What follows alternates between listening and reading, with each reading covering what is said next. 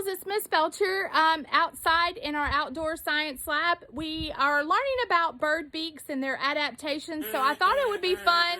What is this? What is this bird business out here? Who is that? It's Miss. Hey, everybody. Aston. And we're going to conduct an experiment. It's going to take both of us because we've had to adapt it. Get it, huh? Adaptations.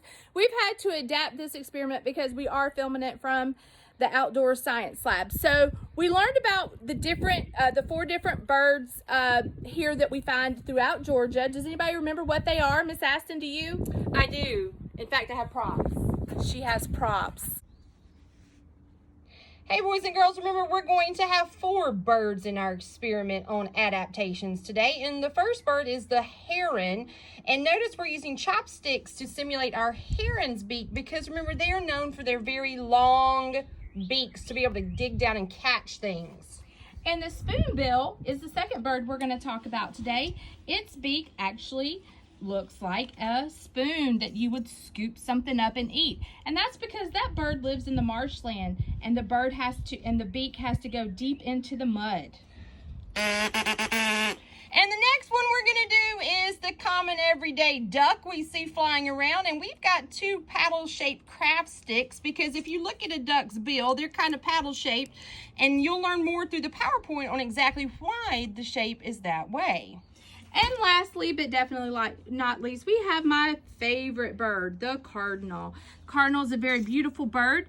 Its beak is shaped sort of like a clothespin. Now, this is a tiny clothespin. It's all we had. Remember, we're working with our adaptations at home. Ha, ha, ha, ha, ha. But this beak is important because the cardinal has to crack open tree nuts. So it's broad and a little thicker. All right, so for our examples of our prey today, we have some yummy worms, otherwise known as craft ribbon. For our, we have some bean seeds, otherwise known as cut up Mardi Gras beads. Over here, we have some fish, otherwise known as a paper straw.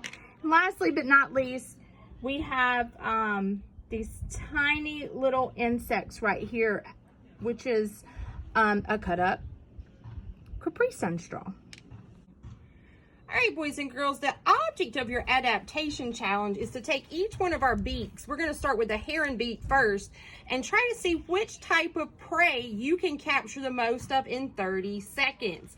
And you're going to get a buddy to time you for this part. And we're going to do 1 prey at a time.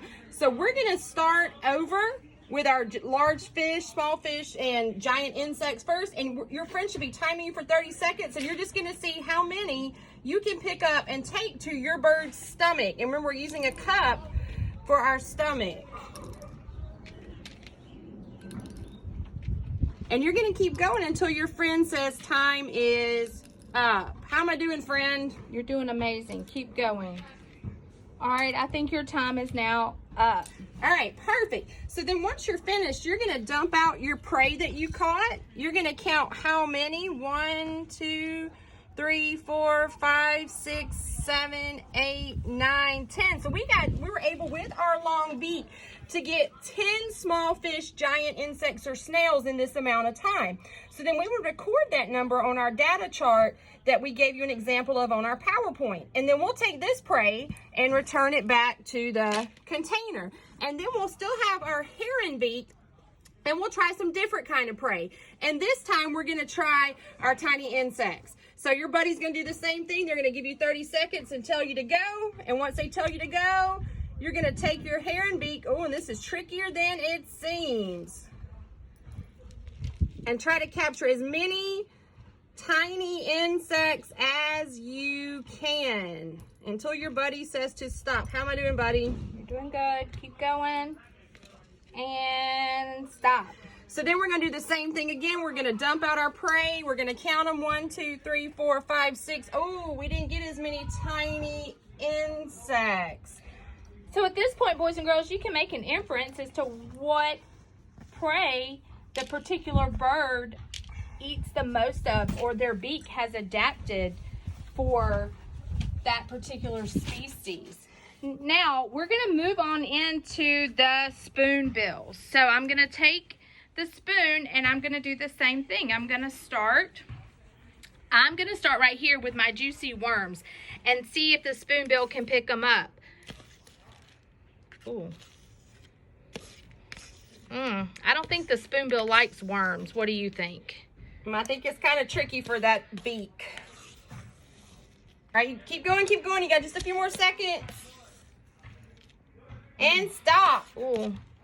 So I have one lonely worm in my spoonbill's stomach. Maybe that spoonbill doesn't eat a lot of worms. That's kind of sad. All right, boys and girls, we're going to keep going. You are rather at home going to keep going with the rest of your birds and testing out all of your prey down here. Write it down in your chart and see if you can figure out which type of prey goes best with which beak. So don't forget, check the PowerPoint out first before you start your experiment so you can get some background knowledge on each of these most awesome birds. And by the way, all of these birds live, guess where? In Georgia. That's Exactly. right. The heron and the spoonbill live in our coastal regions of Georgia because they love marsh. What is this bird beak doing? Huh. Hi. Do you have a name? No. Are you a meepy? Yeah. No. Okay. Goodbye. Yeah, back to our program as scheduled.